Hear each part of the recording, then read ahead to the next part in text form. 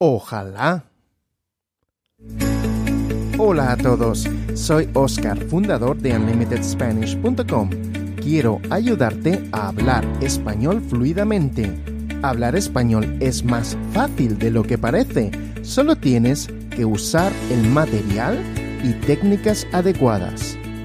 Hoy, en este episodio, voy a hablar de la influencia del árabe en el idioma español. A continuación, vamos a practicar un poco de gramática con una pequeña lección de punto de vista. Como seguramente sabes, el español proviene del latín hablado y pertenece al grupo de lenguas romances. En este grupo puedes encontrar el catalán, italiano, francés, portugués, etc. Un aspecto muy interesante del español es que fue fuertemente influenciado por la lengua y cultura árabe. Esto, en cierta manera, lo diferencia del resto de lenguas romances. Para entender este fenómeno, déjame que te dé un poco de perspectiva histórica. En el año 711, a principios del siglo VIII, los árabes musulmanes iniciaron una invasión en la península ibérica. El concepto de península ibérica, por cierto, es puramente geográfico y es donde actualmente se sitúa España y Portugal. Esta invasión se produjo desde el sur. Si mentalmente visualizas España, imagina que en la parte de más abajo casi toca con África. Allí está el Estrecho de Gibraltar, un estrecho de 14 kilómetros de mar que separa África de Europa.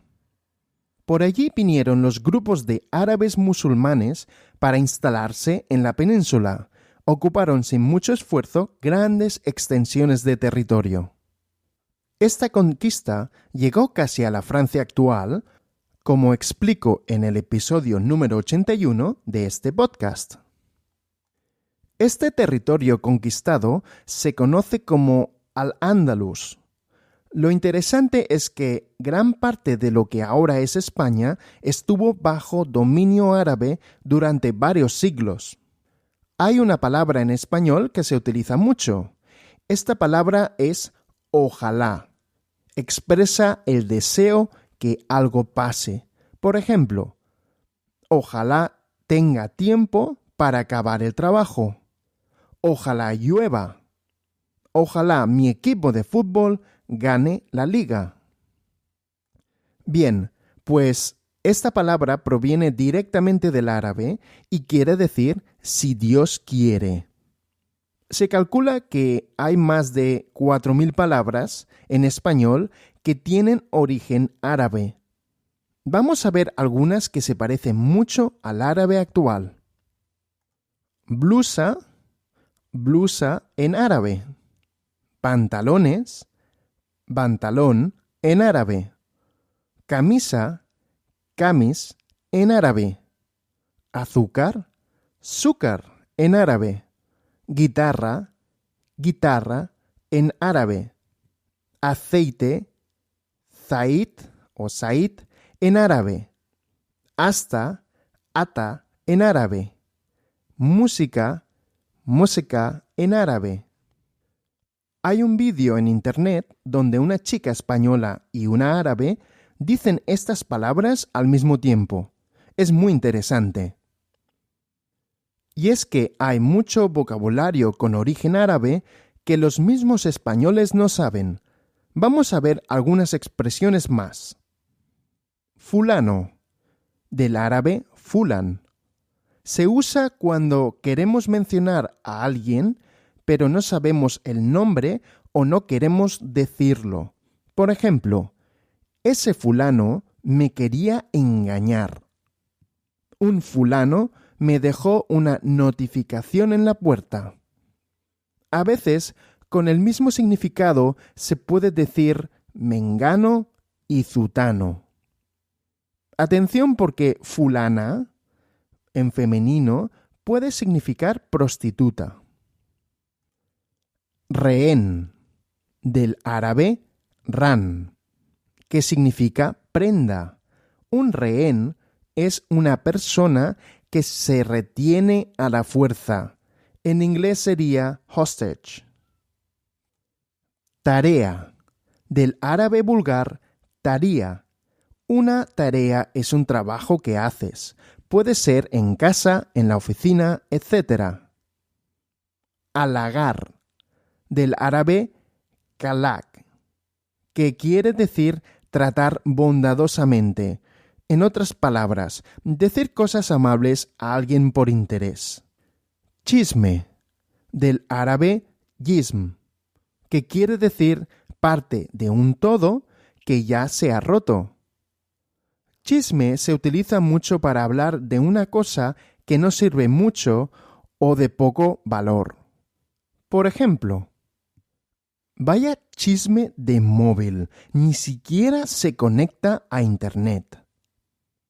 Pero chisme también quiere decir una especie de rumor sobre alguien.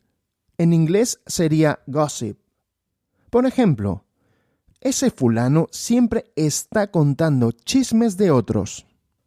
Embarazar, del árabe baraza, que significa que sobresale. Una mujer embarazada quiere decir que está preñada, que está esperando un hijo. Mezquino, del árabe miskin, que quiere decir pobre o desgraciado. Se utiliza para decir que una persona es mala, pero también para alguien con necesidad. Un ejemplo. ¿Qué hombre tan mezquino no ayuda ni a su padre? Mequetrefe, del árabe mugatraf, que significa orgulloso. En español tiene el significado de alguien con muy poca importancia, pero que se piensa que es importante. Por ejemplo, mira ese mequetrefe, ahora que tiene dinero se piensa que es muy importante. Gandul, del árabe gandur. En español se utiliza para alguien que no le gusta trabajar. Por ejemplo, ¡qué gandul que es tu hermano! Nunca quiere hacer nada y solo mira la tele. Cazurro, del árabe kadur, que significa sucio, insociable. En español se utiliza para las personas ignorantes y simples. Por ejemplo, ¿qué cazurro eres? Primero tienes que encender la máquina antes de utilizarla. Asesino, del árabe achachín, que significa bebedores o fumadores de hachís. En español se utiliza, lógicamente, para quien mate a otros. Jeta. Esta me gusta mucho y se utiliza bastante, del árabe hatm, que quiere decir hocico de animal, es decir, la nariz de un animal. En español, una persona que es un jeta es alguien que no tiene vergüenza, que se aprovecha de las situaciones. Por ejemplo, eres un jeta. Nunca ayudas a los demás, pero siempre pides ayuda. Mamarracho, del árabe mujarraij, que quiere decir payaso. Se utiliza cuando una persona es ridícula o extravagante. Por ejemplo, mira cómo va vestido el fulano. Vaya mamarracho. Bueno, la lista es casi inacabable y no tenemos tiempo aquí de analizar todas estas expresiones. Tengo que decir que yo no sé árabe y es posible que algunas palabras no las haya pronunciado bien, pero creo que puedes hacerte una idea. Creo que estos ejemplos son bastante indicativos de la influencia del árabe en el idioma español. Ahora ya sabes un poco más de esta maravillosa lengua. Bueno, pues ahora he pensado en hacer un punto de vista para practicar un poco el vocabulario y, por supuesto, la gramática. Este tipo de lección es muy fácil. Yo te cuento una pequeña historia más de una vez. Cada vez cambio algo de la historia para que puedas comprobar cómo cambia la gramática. En esta pequeña historia vamos a practicar algunas palabras del vocabulario presentado anteriormente. Solo tienes que escuchar. Estoy muy cansado del trabajo. El mequetrefe de mi jefe siempre me está dando más tareas de las que puedo hacer. Es un absoluto jeta. Además, en la oficina hay algunos mamarrachos que siempre lo halagan. Y es que me acuerdo del fulano de mi jefe incluso los fines de semana, cuando puedo desconectar un poco y, ¿por qué no?, hacer un poco el gandul, que me lo merezco. A veces pienso que soy un rehén en el trabajo, que estoy secuestrado en vez de ser una persona libre. Pero necesito el trabajo, ya que tengo que pagar una hipoteca. No seré tan cazurro de dejarlo y buscar uno nuevo con la crisis que hay. Además, corre el chisme de que mi jefe quiere jubilarse este año. Espero que el nuevo no sea un mezquino como el actual.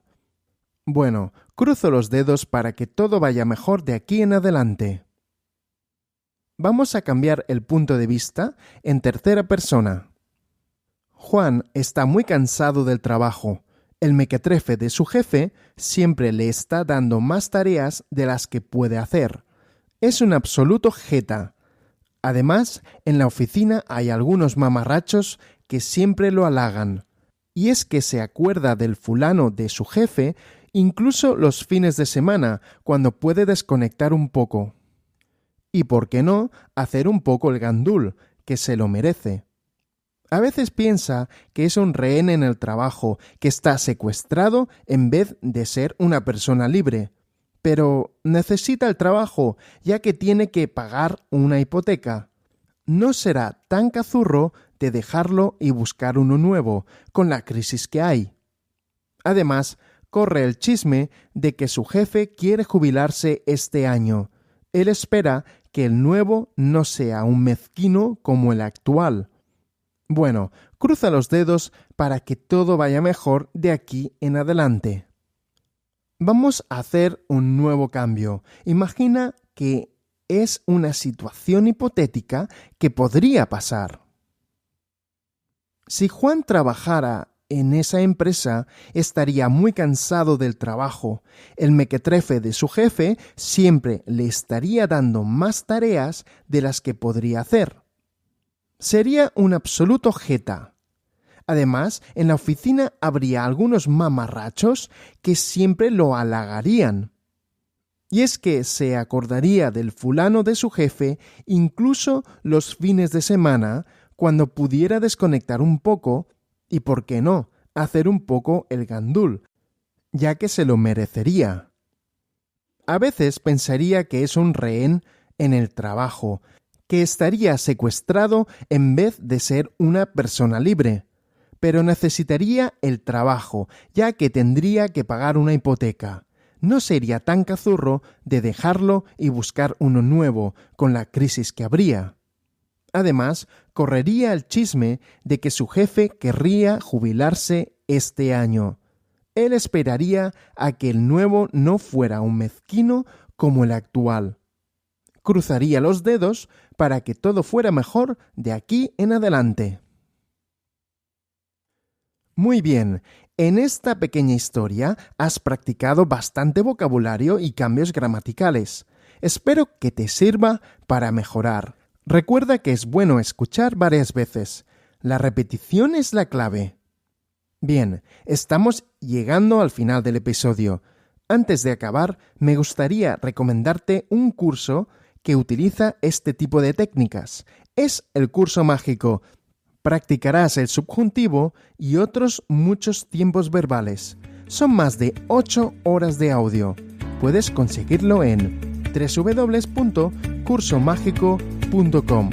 Repito, www.cursomágico.com.